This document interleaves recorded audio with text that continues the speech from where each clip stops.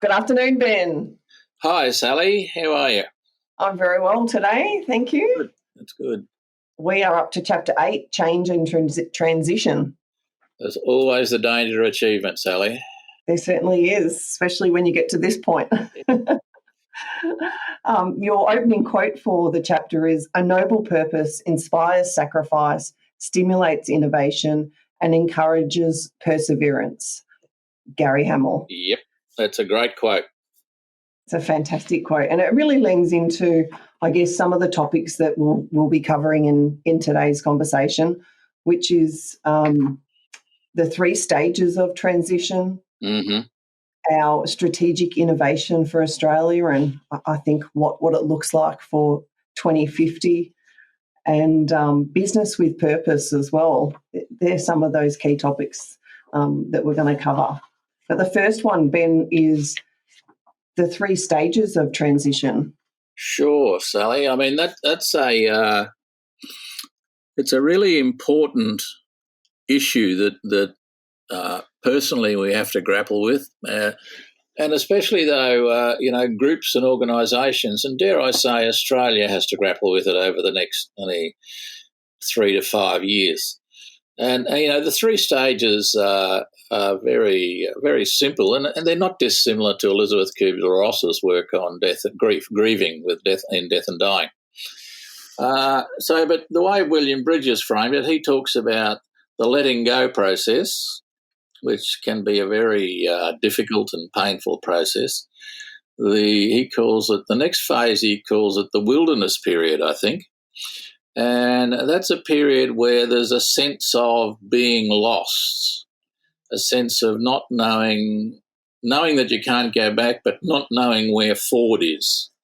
And then there's the new beginnings phase. So those 3 phases encompass it. And it's not as if they're, if you like, logical, rational phases. And anyone who's lived through a grieving experience knows that it's not rational.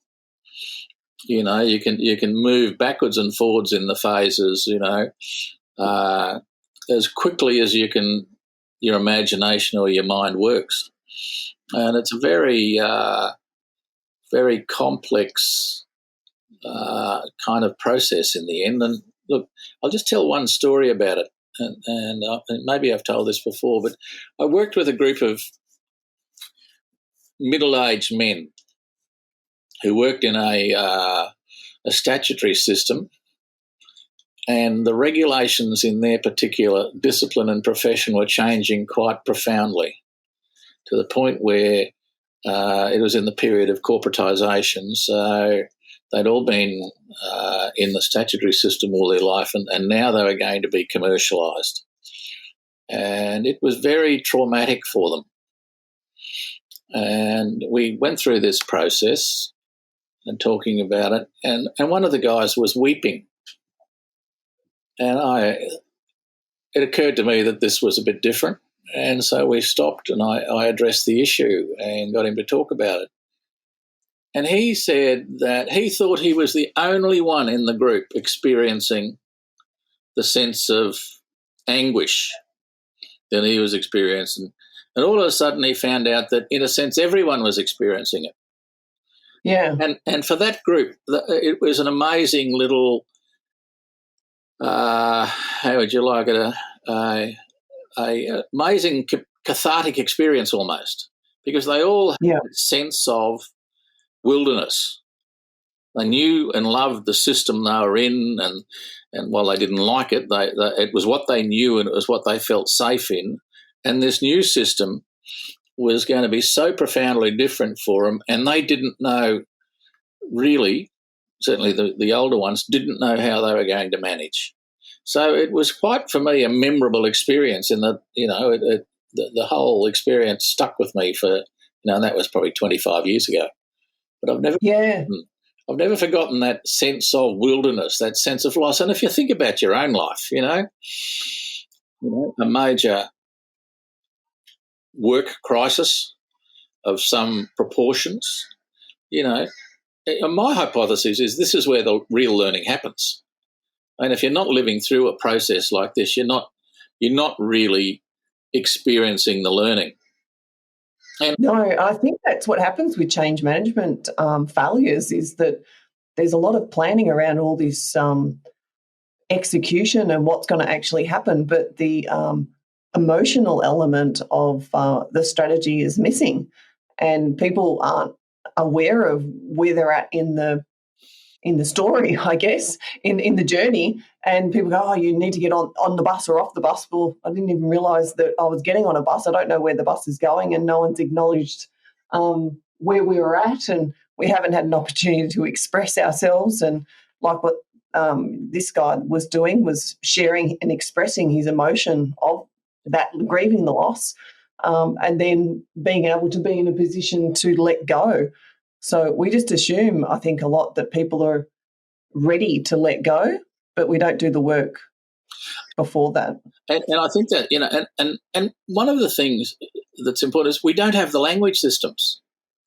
I mean, this particular group I was working with, and even other groups I've worked with, people, it's a complete revelation to them that there is a social process associated with this. Planning is a rational process. You can plan anything. Yes. Transition is a psychological, social, emotional process.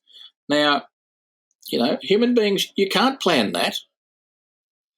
It's a lived experience, and you have to manage the lived experience in a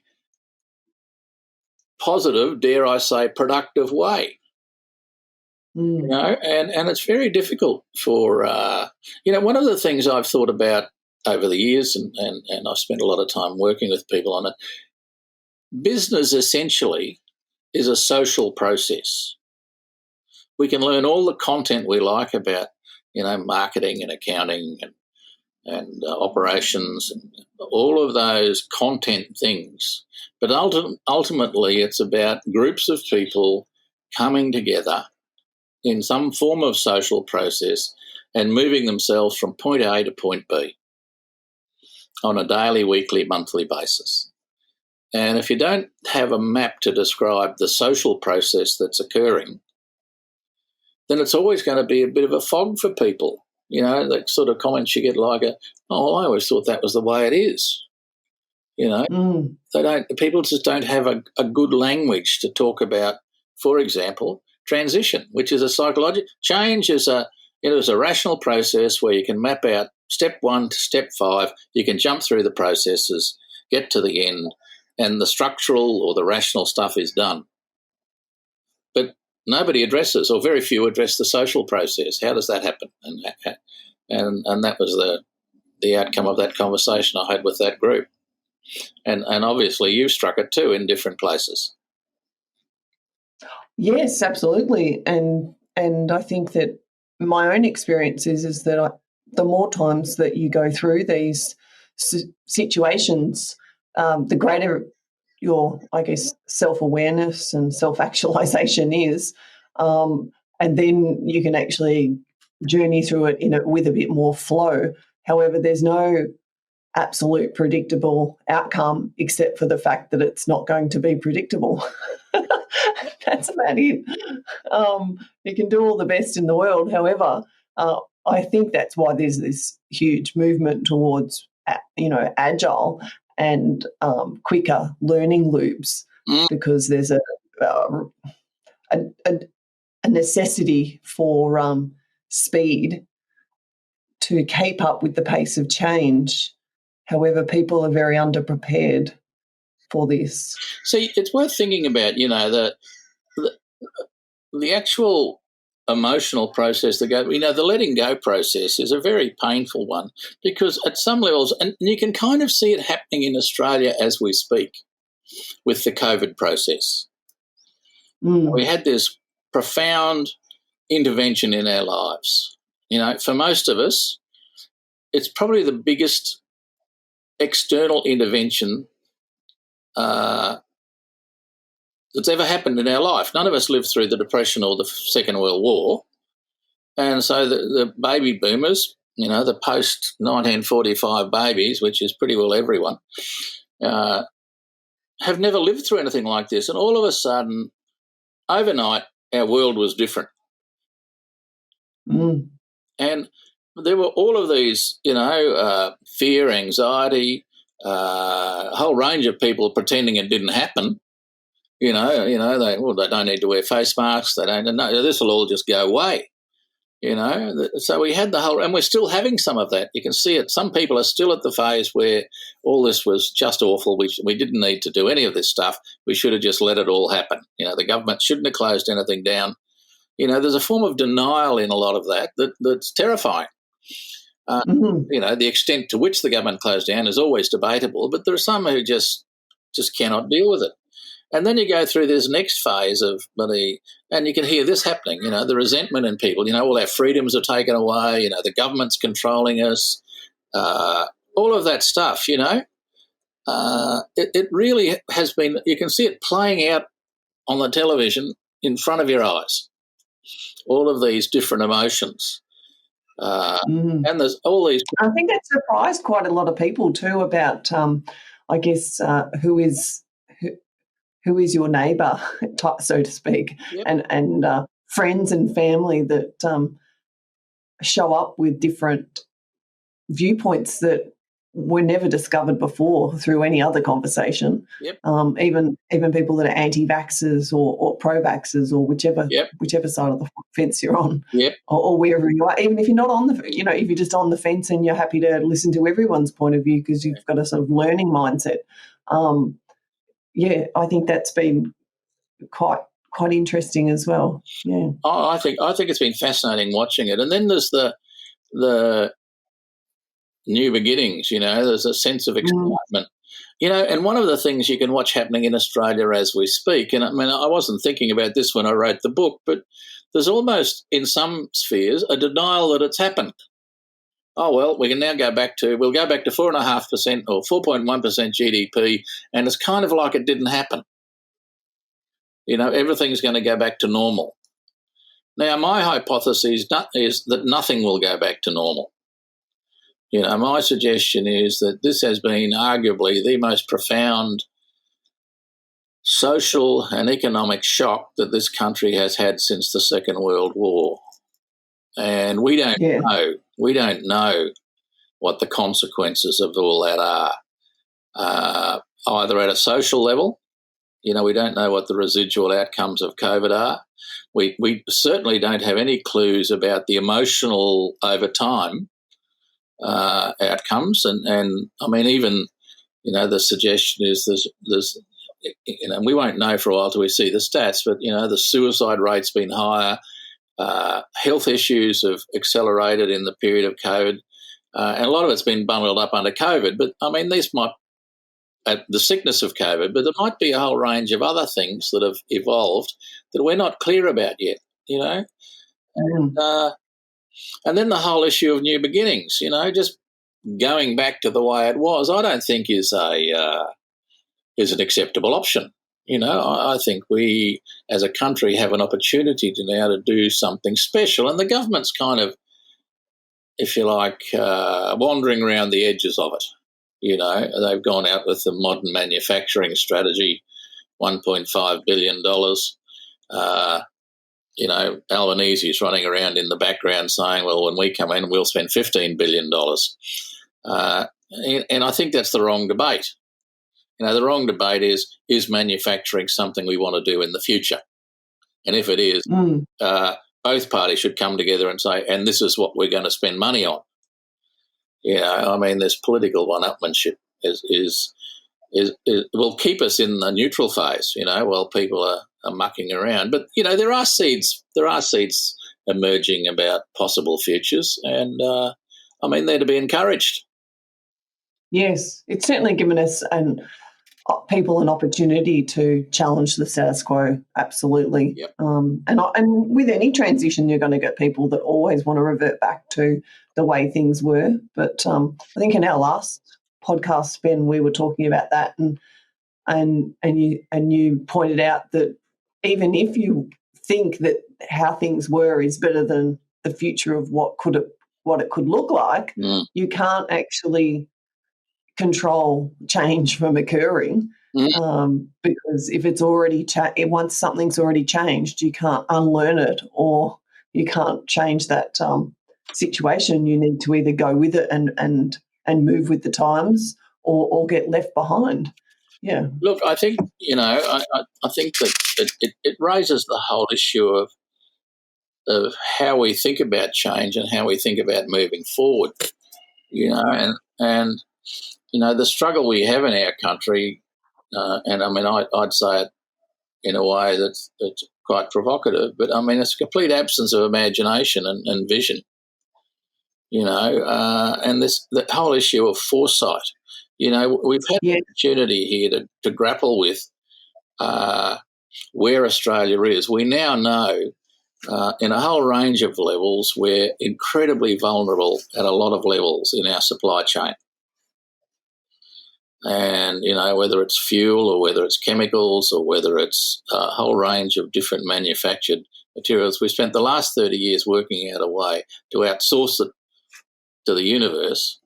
Now we've got to work out, not should we insource it all, but of those things that we've, in a sense, lost control of, what do we need to control so we can be a viable, self-sustainable country?